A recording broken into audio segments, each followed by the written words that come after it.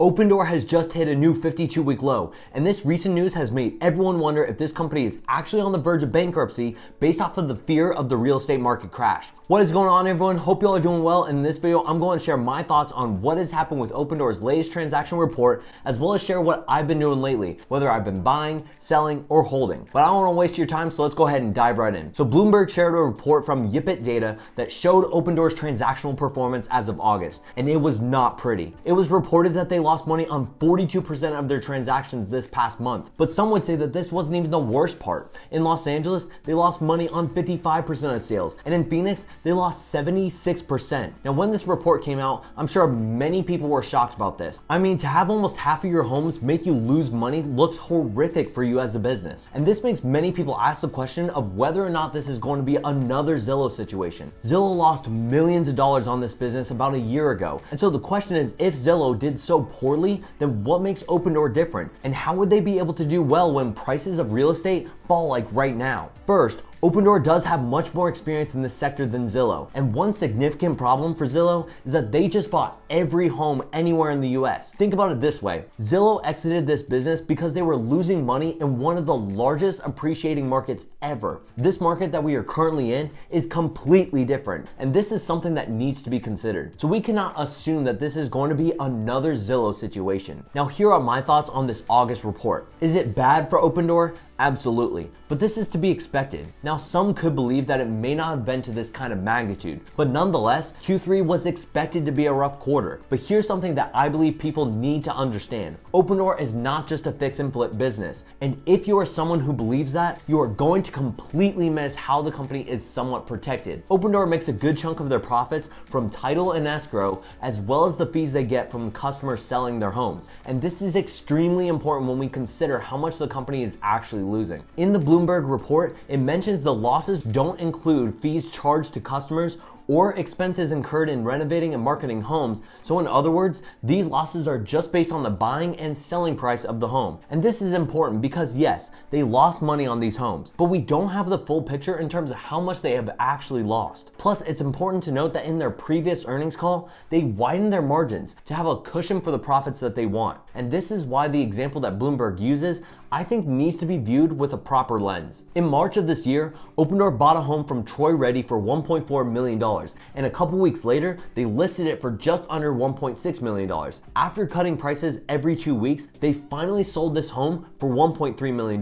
Now, I'm sure many people would look at this face value and say, look, they lost $100K. But that may not be the case. If you notice in the report, it mentions that they offered $1.4 million for Reddy's home, and this might not include the fees that they would receive from this deal. Opendoor receives a 5% fee if someone sells their home. So if we took 5% of 1.4 million, that is 70K. So rather than losing the possible 100K, they might have lost somewhere around 30 to 50K. But this doesn't just go for this one house. This goes for the 42% of homes that lost money. Even though they lost money on paper, the amount that they have received from the transactions could have softened the blow for Opendoor in one of the most wild real estate markets that we have ever seen. And the chief executive officer from Datador.io, Tyler Auckland, said that the worst might already be over for Opendoor. And the reason why is pretty simple. Opendoor will finish selling inventory that they acquired before the market shift, which means the homes that they are buying now and in the future could help them get back to selling homes profitably again. Now, I'm sure that there are some people who are thinking that this is just the start of a real estate crash,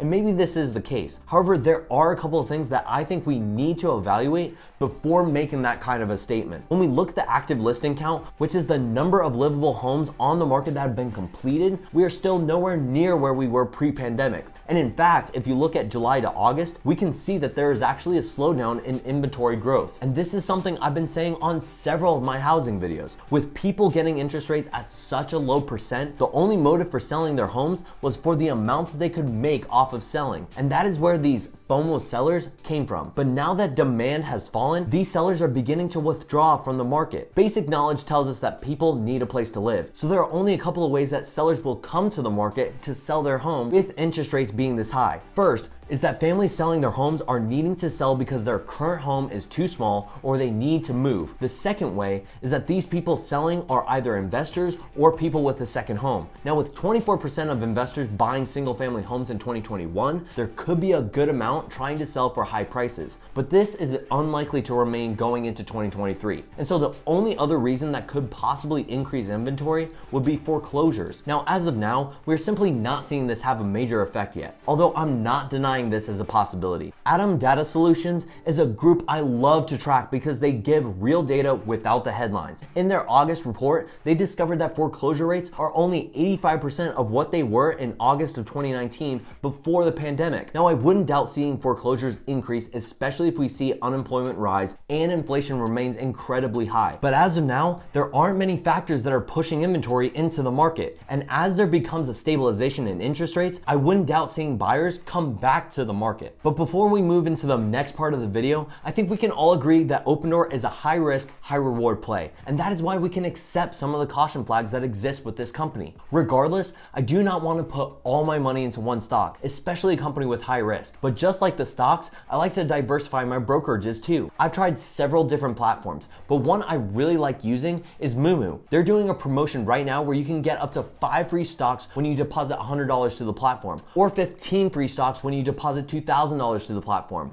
And these stocks could be valued up to $2,000 each. Think about it, that's literally free money for you. As someone who has used multiple platforms, the MooMoo app is a really clean and easy app to use. You can buy stocks both on the US stock market and the Hong Kong market as well. Plus, there are no fees for trading US stocks if you are a US resident. And if you enjoy technical analysis, they have level 2 data as well. So if you're interested in using MooMoo, click the link down below in the description to get started. This promotion only lasts until the end of October, so make sure that you sign up before it ends. Now, going back to Opendoor, I do want to reiterate that this doesn't negate the fact that this quarter is going to be rough. They are expecting to have adjusted EBITDA in the range of negative $125 million to negative $175 million. Honestly, I'm expecting a greater loss, closer to $200 million. So I would be pleasantly surprised if they stay within their guidance. Now the question becomes, what is the company going to generate over the following quarters? And this all goes back to the condition of the housing market. I personally cannot see housing prices crash 20% simply because of the stability of loans now and the market conditions that I mentioned earlier. And so I cannot see Opendoor going bankrupt in 2023 or 2024. Even with a good amount of debt from their inventory, they will not need to pay all of these houses off right away. And unless I assume the price crashes are going to be even more drastic than this past month, I cannot see Opendoor losing drastic amounts of money on their homes. Let me put it this way. Opendoor only holds homes for an average of 3 to 4 months. And so when we look at the time that we are in, this is when they would on average be selling their homes from the peak of the market. So for Opendoor, they might have one more rough month in September. And then for Q4, their safer buy box, which is the checklist needed for a house to be bought by them, should begin to come into play as the wider margin homes begin to be sold. Another thing to consider when we look at Opendoor is that they are in over 51 markets, and not every market is experiencing the drastic declines that we have seen in some of the major cities like Phoenix. So losses in some cities might not be as bad as others, which also protects them from the drastic changes in housing markets from a regional perspective. Now, if we do see sharp declines like the previous couple of months, then Q4 could also be a rough quarter. This all comes back to how you view the housing market over this next year. Even though I'm anticipating a correction, a crash is difficult to see given the market conditions that I mentioned previously. So what am I doing with Opendoor given the current situation? Honestly, I've been nibbling here and there in the month of September. Like Shift, this is not a big position for me because I know the risks that come along with investing in this company. I do believe that Opendoor will survive this housing market cycle, and that is why I don't mind adding more and more shares. The last thing that I want to mention is that I was not buying this company when it was $20 a share. My cost basis is extremely low because I've only been buying right when the market peaked and started trending down. So I've lost very little with this company, but this will always be one of my smallest positions. However, I do believe the upside is insanely high. Hope y'all enjoyed this video, and if you did, smash that like button down below. That helps us in a massive way. And I would love to hear your thoughts on this recent news on Opendoor and whether or not you see them going bankrupt. So let me know in the comments down below. Lastly, if you're new here, hit that subscribe button and notification bell. That way you're notified when new content comes out. Hope you all enjoy the rest of your week, and I'll see you in the next one.